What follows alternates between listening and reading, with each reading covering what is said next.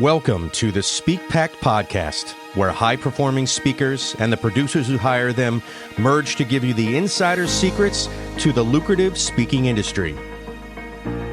Antoniette Rose, your podcast host and celebrated speaker agent, unveils insider success strategies.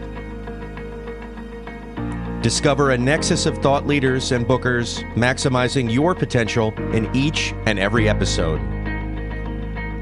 Your ticket to ultimate speaking success begins right here. Catch the transformative insights waiting for you on the SPEAKPact podcast, hosted by the industry powerhouse herself, Antoniette Rose. Welcome back to SPEAKPact. Today, I am joined by Neeraja, Ganesh. I hope I said that beautiful name right. Neeraja and I go several years back, and I have been a fan of her work for ever since I discovered her. She is devoted and a champion, and you're going to find that out as we dive into this interview. Neeraja is a true force of nature in the leadership, development, and empowerment movements, especially those who might have imposter syndrome and those who might be separated out a bit. And sadly, in the speaking industry, women still have to compete in a bit of a man's world. As an agent, I sometimes find that it's easier to negotiate those higher rates for men than it is for women. It's just kind of still a thing. And Neeraja is the person who can give us that extra oomph to get those rates that we are really deserving of. So let me read a bit of her bio here. A fact underscored by Neeraja's recognition as a two-time top 100 thought leader by Thinkers 360. That's huge. That's a huge accomplishment there. So you must be striking a chord somewhere. She's not just a thought leader, she's an action leader. As a sought-after TEDx speaker, keynote presenter, and a prestigious global forums, that's hard to say, Neeraja's insights have empowered countless individuals.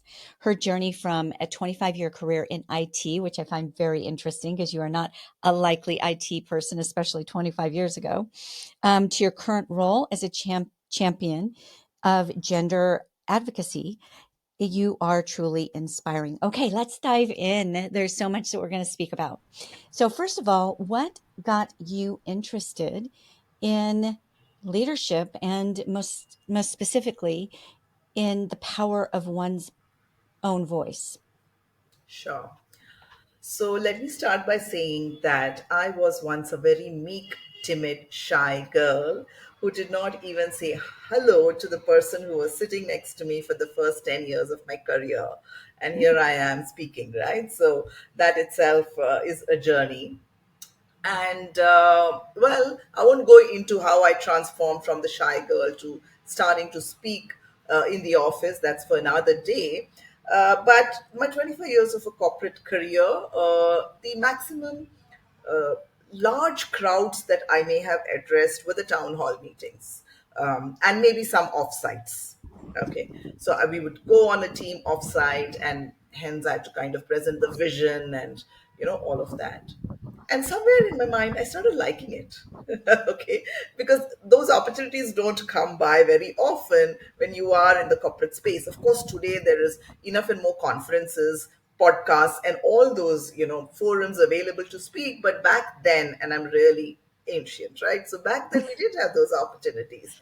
The best stage that you could have was your offsite or your town hall in the office, and I felt nice addressing the teams, taking their questions, and presenting my thoughts in a way which seemed to really create an impact. So I think it was probably somewhere in my head that someday I must do this, but it's just stayed as a thought. But then when I moved out of my corporate career, I went to head a not for profit foundation. And, in that role, I started getting invited to speak on some stages, panels, forums, etc. And this was in the space of women, women who'd taken a career break and they wanted to restart their careers. That's where I was largely, kind of focusing on. And these women came back and told me, "We've never heard anyone like you before." And I was thinking, what's there? I mean, there's so many speakers. So what is that I'm doing and saying which they have never heard before? And then they told me it's my stories, because I always used to narrate my stories of once upon a time I was there. Like, I started this conversation by saying I was a meek, timid, shy girl, which means somebody who's listening there, who is meek, timid, shy, can really feel if she could do it, I can do it, and gets that confidence, that inspiration. So each of my stories used to resonate with these women and said, "Oh, I am there now." And she did this, she made this change in her mindset or in some of the actions that she took. And look where she's come today. So when people started telling me this, I felt, if a story can change people's minds, can transform them as an individual, I must do more of this. And so I started seeking out opportunities. Well, you're a world-class speaker now, so your stories have struck a chord in the hearts of millions. Tell me, how did you synthesize what your message was going to be, who you were going to touch? Like, how did you get there? Sure. So it kind of was very organic because okay, let me tell you. So for a year before I quit from my corporate career, right? So 2017 is when I finally took the plunge to move out from 2016. And it sounds cliche, but I was actually, as an audience, sitting in a conference for women on a career break, and there were all these speakers who were speaking. And one side, I was taking pictures. We do this so often when we go to conferences, we take pictures of people on stage, and I was sharing it in a family group. And one of my cousins asked me, "Hey Neeraja, are you attending or are you speaking?" And I'd never spoken on a public forum till then. And I told her, "What are you even saying? Of course I'm attending." But it just made me feel, why not? Let me visualize myself as a speaker, right? So that was one thing. But the things that I heard in that conference that day, one was when the women who had taken a career break, they were talking about their stories when they wanted to get restart their careers. Nobody was even looking at their resumes, and if they did manage to get to an interview, they were asked questions about their career break more than their past experiences. And some of the speakers, the things that they said, I found it very impactful. And I said, I must do something for these women. I didn't know what it was, but I kind of resolved I got to do something about this. And I found this platform called as Jobs for Her, then now it is called Herkey, a large platform in India. I'm sure there'll be others outside of India also who use it. Then it was for women on a career break. They were seeking ambassadors. Ambassadors are people who will speak about this platform so other women get to know about it and utilize the resources provided by this platform. And then I became a mentor on that platform. And in that year, 2016 to 2017, since I was so closely associated with this platform, I got many opportunities to conduct webinars, to do a lot of things, because I had these 24 years of work ex, and I was on the other side of the table. So I was trying to guide these women on their elevator pitch, on how to present themselves at interviews. And that's how it started. And then there was no looking back. Okay, so a few things you said. Number one, I just don't want this to slip by. You were in a conference, there was a speaker in front of you. Yes. That person imparted their unique point of view, whatever it was that the message that they were wanting to bring to the earth, Yes. and it literally empowered your life, right? Yes. It literally changed the course of your life. So Yes. I just wanted to highlight that, because I think that sometimes we're like, yeah, I've got a great message, I'm going to get on stages and people are going to walk away feeling really good, right? Hopefully they take something away. Yes, you're actually remolding lives without even realizing it in the best of ways. So I just wanted to highlight that. The second thing I really want to dive in just a little bit more, because you're speaking directly to my audience. This is an audience of high achieving professionals in different industries. You had a prestigious career. It was, I mean, we kind of glossed over that a little bit. You leaving your career path, you were leaving a lot. Did you at that time know what you were going to do? Did you know you wanted to get your voice out there, or was that something that you discovered later? I wasn't sure exactly what came first, the conference and the decision, or the decision and then you're trying to figure out what to do and you decided to go with the power of your voice. Sure. So when I left my career, I didn't know what I was going to do. That's I left without a job and not knowing what I was going to do. It was as simple as You just knew that. you didn't want to do that anymore, right? However, that 1 year I told you before I actually left, I not very intentionally that this is going to become my career. This is going to take me, to a different kind of a path. Without all of that, I just wanted to help women. That is what was my why. How can I help these women who've taken a career break restart their careers? What is it that I could do? So I got associated with all these platforms. I mentioned about Herky, and there were many other platforms at that point in time. I said, let me do whatever I can. Because where do I find these women, right? I can't really go onto my rooftop and say, come, I have something to offer. These platforms and digital platforms were there where all these women had enrolled themselves. And these platforms gave me an opportunity to either write or to speak, conduct webinars. On their conferences, they invited me to be a moderator for some panel discussions, etc. And well, not very intentionally that, okay, this is what I will continue doing. But as I said, when I saw the impact of that, small stories can create big impact. I Small decided I'd stories do can more of create this. big impact. Yes, yes. Yes, yeah. So I said, I want to do more of this. Now, of course, I couldn't be at a conference every day because I had a day job. I was running a not for profit foundation when I quit from my corporate and picked up the next assignment. And not for profit roles are very hard because you have a very lean team. In fact, I was the only person in the team doing everything. Um, so I also started writing. I have to tell you that, Antoinette. I also started writing on LinkedIn and other platforms because I felt the reach is so wide. In a conference, unless it is getting streamed like we are doing today, there'll be 100 people, 200 people. But when you write, you don't know how many people are going to, read that article. It gets, further promoted through all the channels. So I looked at every opportunity, whether it is writing, whether it is one-on-one mentoring, whether taking stages. Podcasts were not so fashionable then. I think it came up later. And then I said, I should create my own programs. So that's how my next career, has kind of come by, where I run my own leadership development programs, largely for women. Of course, I'm happy to speak to men if they are okay to kind of, sit through my classes. Some of them do, but largely to women. So it's a two-way thing, right? I have my programs, could be a 1 hour workshop to a 1 year long leadership journey, which gets me, invited to conferences, public stages, podcasts, lives like this. And from here, I get invited to do those programs. So that's the way it has happened. And it's really become the mission of your life. I love this. So what I'm hearing is, to me, your why was very tightly related to your who.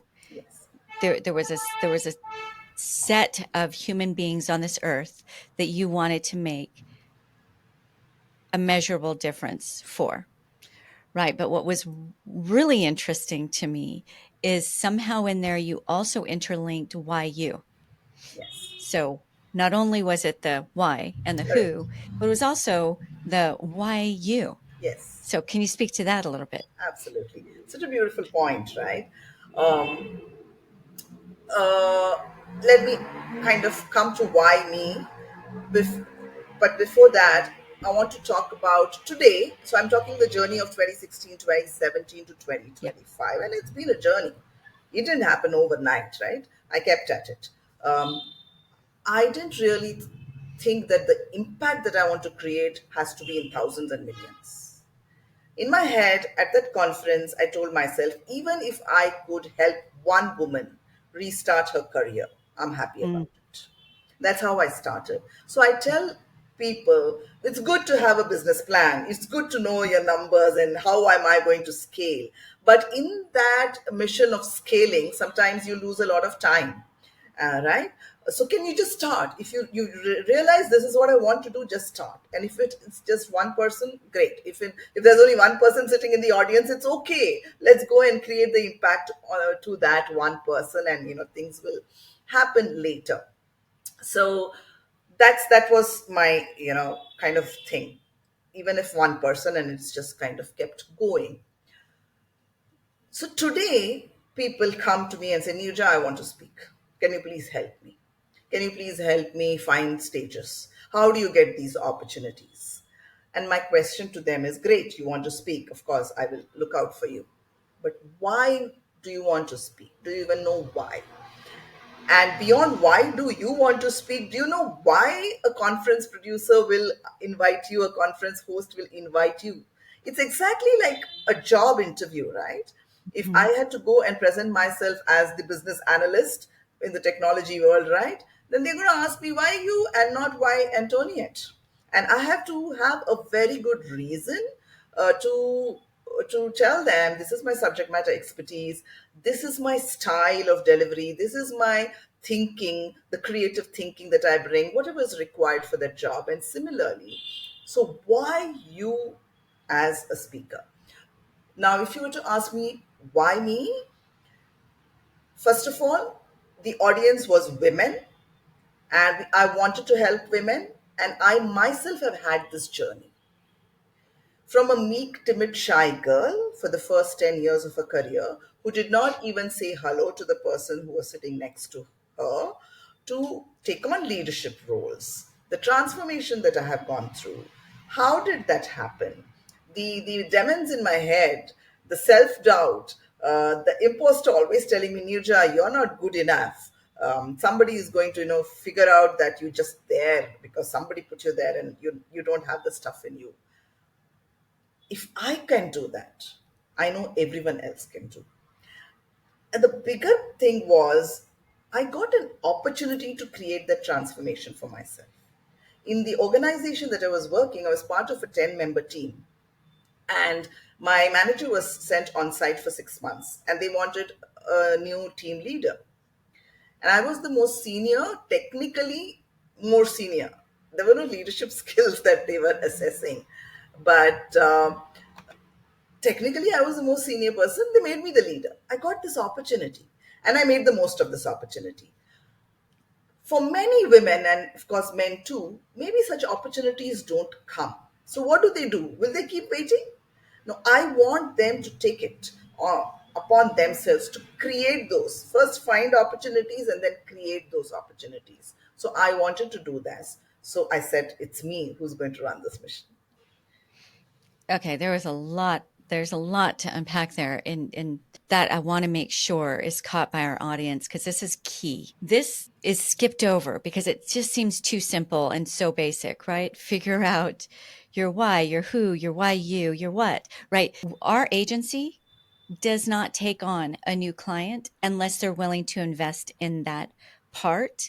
That's the first step into working with us, because it's the foundation for everything else. It's the foundation with how we're going to position them in the industry, what kinds of posts are going to be out there, to remove the confusion about, because you, Neeraja, you have many talents. You can be known for many different things, but you're choosing what you're going to be known as the go-to expert in. Don't go anywhere else. She's the one, Right. right? And you can't be that in all different areas. You Yeah. really have to choose, stake your claim. And that is foundational. So I love that you said this. Another thing that you said that I felt is very key is you did not give those event organizers your resume. Nobody cares that you were IT tech who did. Nobody cares about that until they care about what you're going to give to them. Then they care Yes. about that. So one of the things that we do in our foundational work that I'm sharing, because everybody needs to do this, is you lead with them, not you, in your pitch. We call it a power pitch. You can call it whatever you want, but What outcome do you bring? Yes. How do you bring it? And then you can go into why and how come and why you're so fabulous, why you're the one.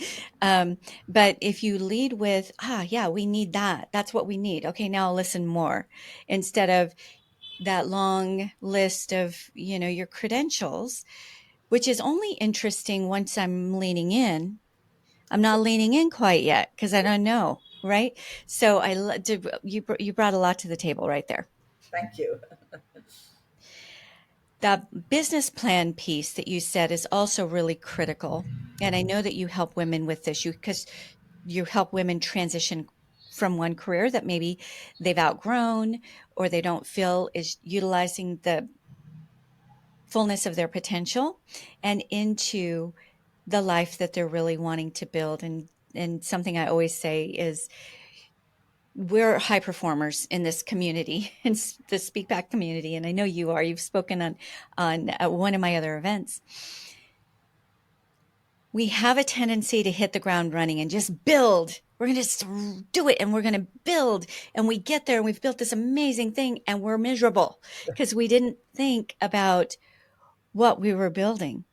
We need to build that empire that we're actually going to want to live in once we're there, and we're not going to resent. So many of these women that you work with, they might feel stuck because they worked very hard getting to where they are. And I would say, especially in more maybe conservative cultures like yours, when it comes to women, we're a little bit luckier, more fortunate, I guess, as far as freedoms in North America. But there's still those gaps, and so they might feel stuck, like, how am I going to do this all over again? Or, who am I to make such a decision? And you're really helping power that. But I love that you begin with the plan, because without a plan, you're doing that thing where you're just kind of running, building something, and you may well succeed, which could be really dangerous, or you're just going to circle the mountain for a really long time before you really get anywhere. Can we speak to that a little bit more? Yeah. So just this afternoon, I was mentoring this lady.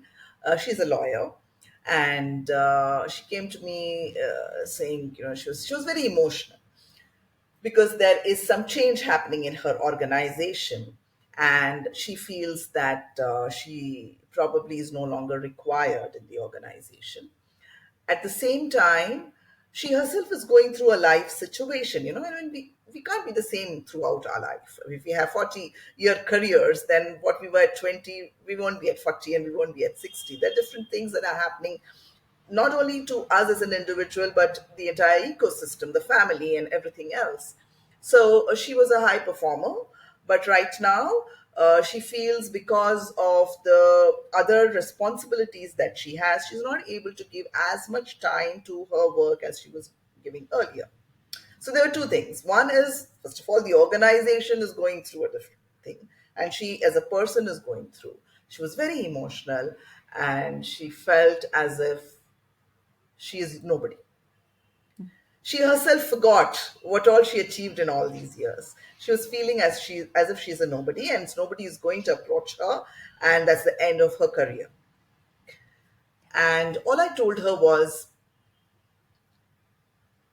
most of us are not intentional about our careers.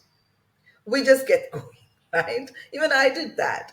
I started working in a tech company because that was the IT boom. So I did a course. We know that we were going to get paid very well in technology. I started working not knowing where I wanted to go. But yeah, 25 years I've kind of stayed there. There was no intention. We just kind of went with the flow.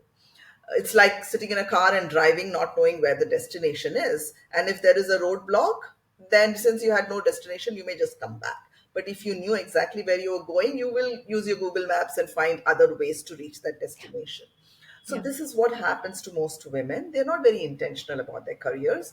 There is a difference. Men will have something to say if we ask the question, where do you see yourselves in the next 12 months to 18 months? Women will, largely generalizing, not necessarily have an answer to that. So when you're not intentional, you did not think through that when I reach this stage of my life where I have my kids, I have my family, I have to care for someone, my health also may not be in the best. And the workload is a bit too much on me. What do I want to do? And that is what I enable the women with. It is a marathon of 25, 30, 40 years. It is okay if you need to slow down at some point in time. You have to know your priorities at any given point in time. If you know your priorities for the next 12 months, you focus on that, you will emerge a winner there. The next year or the year after that, you can rejig your priorities and you can continue your marathon career. So that's what it is. Intentions are so important. Intentions. Okay. All right. I'd like to dive a little bit deeper into this because this is very important. This is an audience of high achieving professionals, and many of them have spoken in line of their work and they realize they enjoy that, but they're not sure if the transition is it, it's scary, Right. right? To step Sure. into an area that you don't know is going to pay that high salary that you're used to getting paid Yeah. consistently. True. And there's a lot of kind of, I think it's to a certain degree false security, but there is some security that is felt in that.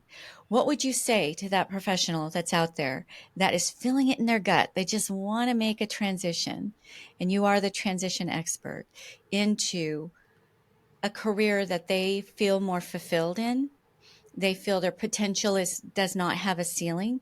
Their income does not have a ceiling, but they're but stepping into the unknown is a little scary for them.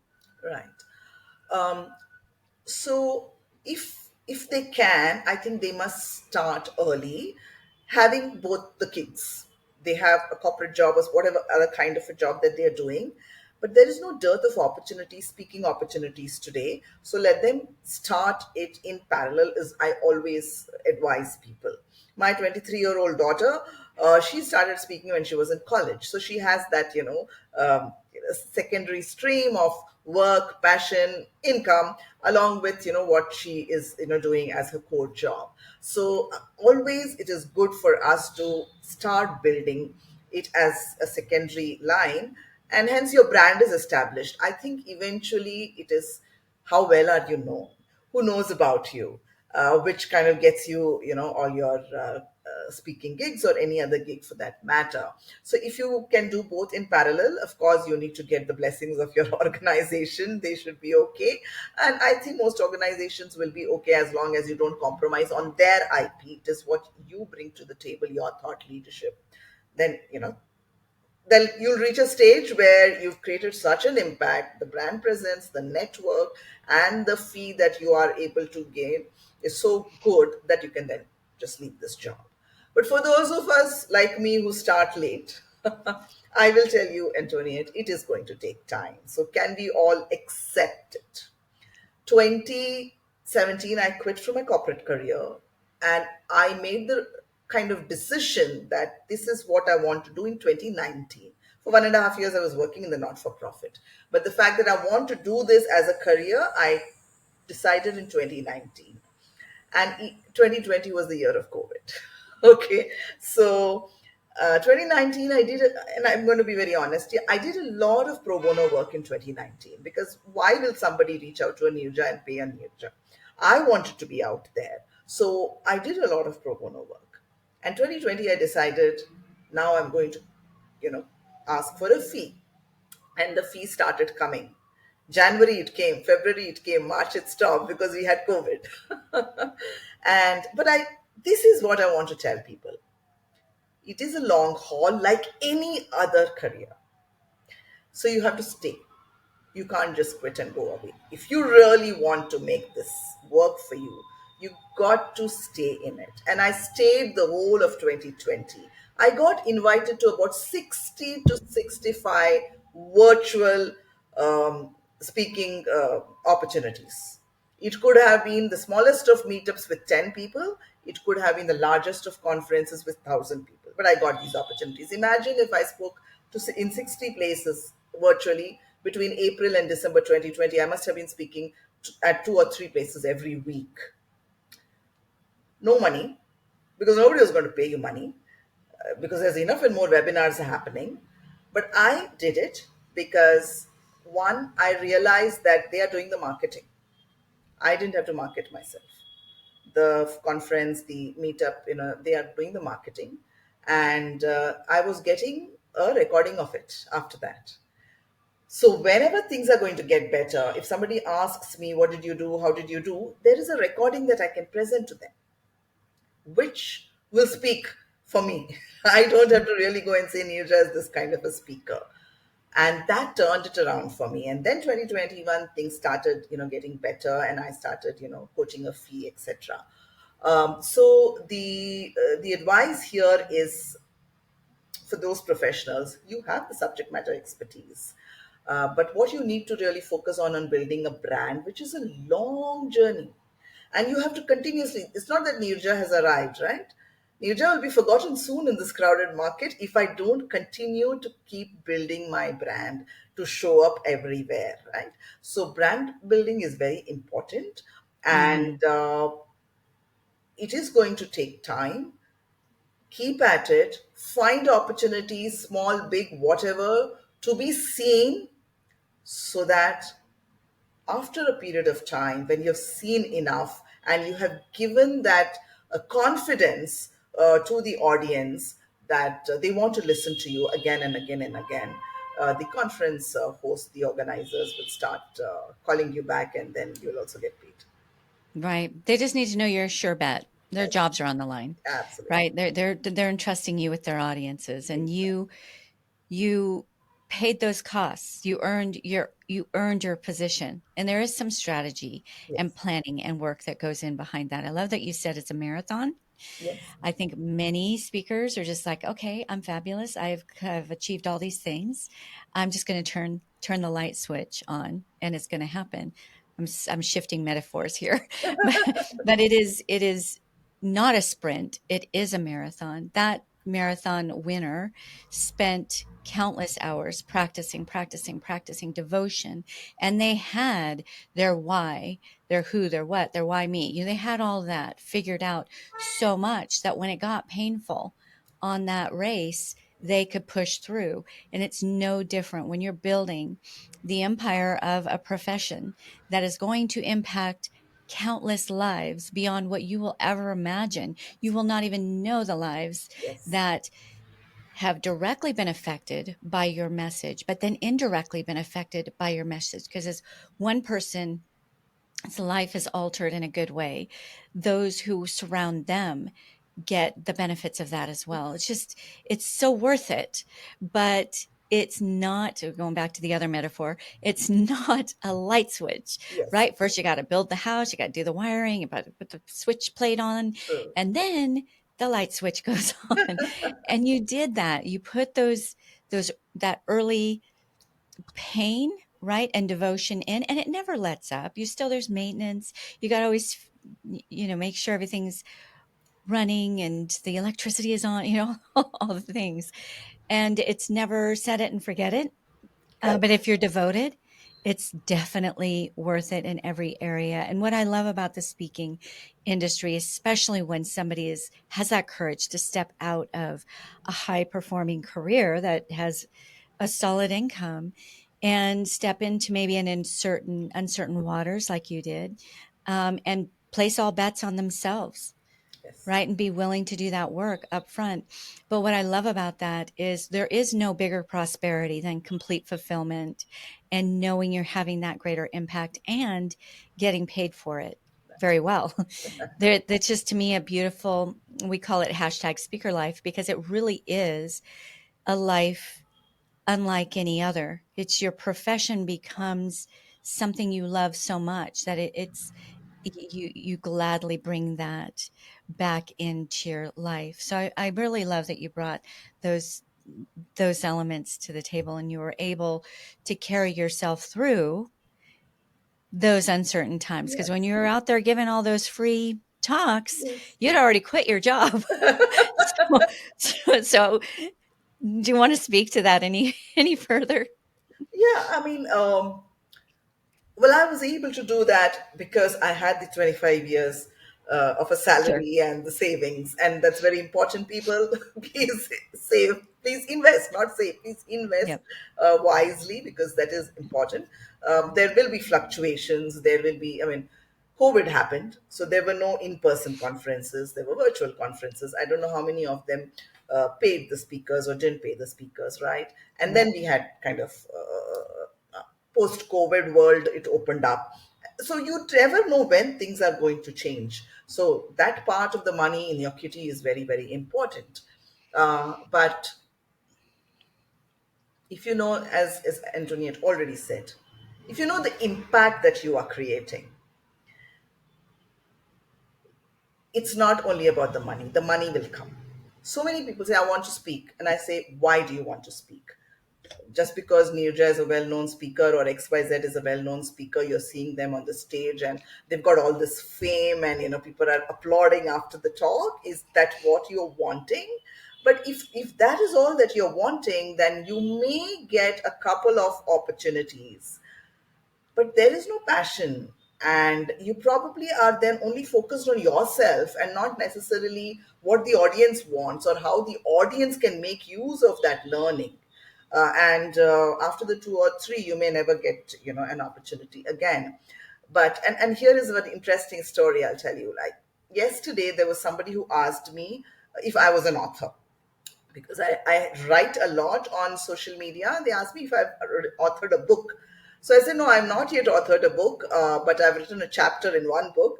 The reason they were asking was, there is this school that wants to invite an author to speak to their students, to get them to encourage the students to read and write. So hence they wish for an author. Now, of course, you and I can go and motivate the students to read and write. But when that author comes and speaks, it's going to be a little different, right? And hence the impact is going to be different. Now, the author would never have thought that he or she is going to speak. They would have thought, I'm just going to write. But here's an opportunity to speak. And then it can just continue, because there is an impact that they are creating. So it's like any job that you look at. If I had to interview for any job, if I were to go and tell them it's because this job is very cool, it's got a great title, it's got a lot of money, and hence I'm here, maybe you'll get the job, maybe you'll stay there for a few years, but you will saturate. But if you are able to tell the organization that I bring this to the table, this is the reason why Neeraja should be hired for this job, this is the impact that I will be able to create because I come from technology, to the apps that you are building for your customers, the money will follow. The money will definitely follow it, but it is about that impact. Yes. Real quick, I just want to piggyback on your story. One of our speakers is a medical doctor, Okay. and she works long hours, and she loves her work. She doesn't want to give up her work, but she does want to reclaim her life. And she very wisely, much like what you shared, she's creating a game plan. She's creating her exit. Right now, she says she has a 3-year plan. She's got her 5-year plan, and we're part of that journey, which I absolutely love. What I love even more is that her voice is part of her journey, Right. so that she can create that ecosystem, right? That cadence and balance that she wants in her own life. She can help people medically, but then she can also help them with the things that she's passionate about speaking about. So it is definitely a marathon. If you see that going in, you're going to make it. If you Yes. see that going in, and you've set your intention, like you said earlier, Neeraja, to actually achieve making the impact in the lives that you want to make, then yes, that very nice paycheck follows, Yes. right? But it can't really be the other way around. It can't be, I'm going to do this for the paycheck. It just doesn't work that way. And again, it's not a light switch. So if you're doing it for the paycheck and you're flicking the light on and off saying, when the heck is this light going to go on? You're going to just walk away. You're not going to stay there. And it's really sad to me, because I'm in this because of the power that I see and the boots on the ground and those hidden gem voices all throughout the world who are doing the thing, finding the solutions that other people are laying awake at night praying for. And so one voice lost is many lives who don't get to find those solutions. Absolutely. You utilized two things very strongly stepping into this. This is going to be the second part of our show, so I'm gonna let you know what I'm gonna ask you, but take a pause for a moment there. Number one, you are really a master at networking, so I wanted to dive a little bit more into that. And you were also, whether you realized it or not, you were very clear about your personal brand, and that is really why Neeraja Ganesh is sought after, because they understand what you're about. Your clarity becomes their clarity. So I'd like to dive into that. But before we do, I know that there's a bunches in the SpeakPact audience who are curious. How do they find Neeraja? So how do you like to be found?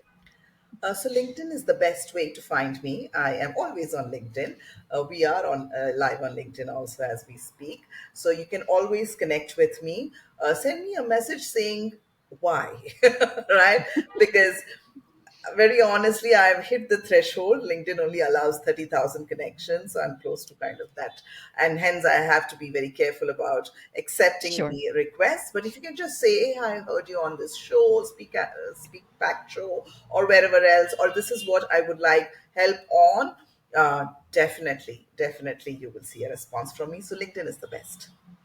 Great. And side note, if for some reason she's at threshold and you don't get to connect with her, you can follow her. LinkedIn allows Yes. many more followers than they allow connections, and you really post very impactful content. Right. So reach out to Neeraja there. And if you're only listening in, of course, this is going to be in the show notes, but if you're only listening in, it's Neeraja,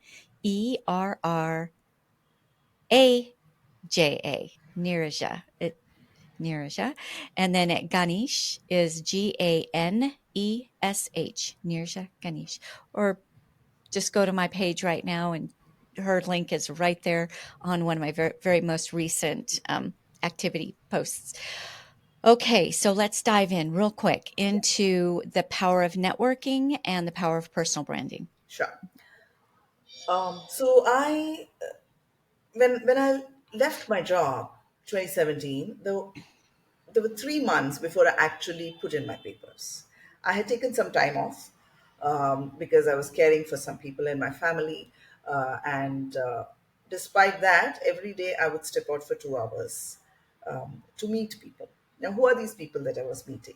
These were people that I had met at an earlier conference, or I had connected with them on LinkedIn, because LinkedIn is a great network, because I found them doing very interesting things, not the usual corporate jobs, right? I thought there was someone who was running something called as Moms and Stories. And I thought, oh, this is cool. So stories are always interesting and exciting. So these were people that I had connected with. I messaged them and I said, I would like to meet you. And I wasn't sure whether they would respond with a yes.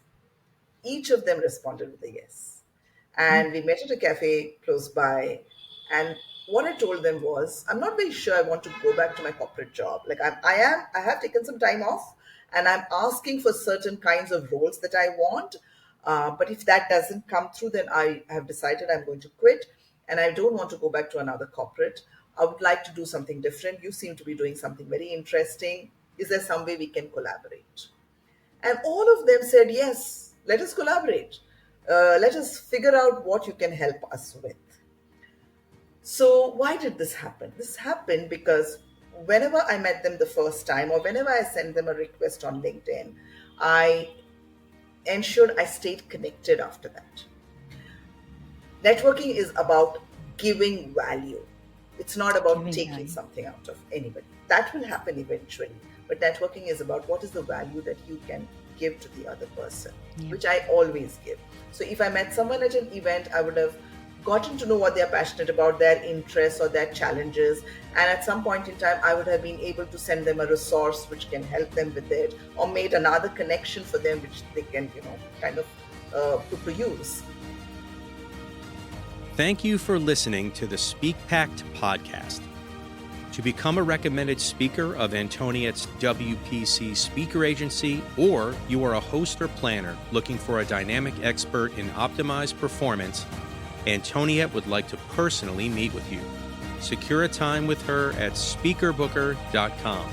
Again, that is speakerbooker.com. It all begins with a vision, a voice, and a pact to impact. Join the SpeakPact movement by joining our new private Facebook group at the link in our show notes. Find us on nearly every social media platform at One Antoniette. That's number 1, ANTONIETTE,